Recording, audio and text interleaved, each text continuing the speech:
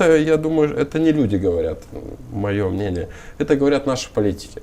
И я считаю, что пока наши политики будут об этом говорить и не будут добавлять оптимизма, позитива, в принципе, не добавлять, не надо рассматривать все. Не приукрашивать, а... Да, есть положительные, есть много положительных моментов в нашей стране. Наша страна, она маленькая, красивая, интересная, хорошая, и мы должны полюбить. И сегодня я не понимаю, мы с каждого утюга, извините за выражение, мы слышим, что от политиков, не от людей, нет будущего. От людей тоже. Да, но так люди слушают политиков. У нас здесь плохо, у нас здесь воруют, у нас здесь то, у нас здесь то. Но когда выборы, у нас 11 кандидатов, желающих стать президентом Республики Молдова. Но вы все говорите, что здесь нет будущего.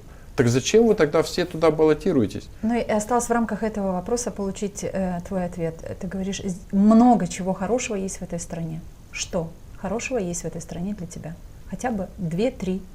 Ну, мне нравится моя страна. Она... Ну, это общая фраза. Нет, она всем. красивая, мне нравится, что она красивая. Мне нравится, что она маленькая и многонациональная, что здесь живут много народов, и мы впитываем все. Мы можем говорить... много делается хорошего в этой стране. Что хорошего в этой стране давайте, для людей?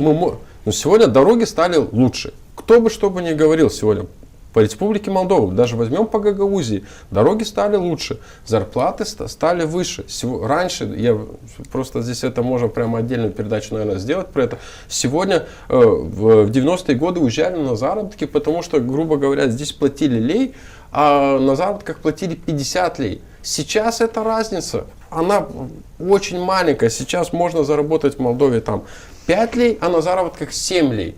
И есть смысл ли уезжать на заработки, чтобы заработать на чуть-чуть больше, или быть со своей семьей, смотреть, как делает первый шаг твой ребенок, как он говорит, ребенок, отвести его. Денис, а ты слышал, как люди говорят о том, что пенсии очень низкие, зарплаты очень низкие? Да, но я слышал, когда мошенники обворовали пенсионеров, и это очень много, на 60 тысяч лей, на 100 тысяч лей. Но у нас пенсионеры все нищие. У тебя вопрос, откуда у пенсионеров деньги? Не, я понимаю, что есть какая-то... Или почему мошенники такое делают с нашими пенсионерами?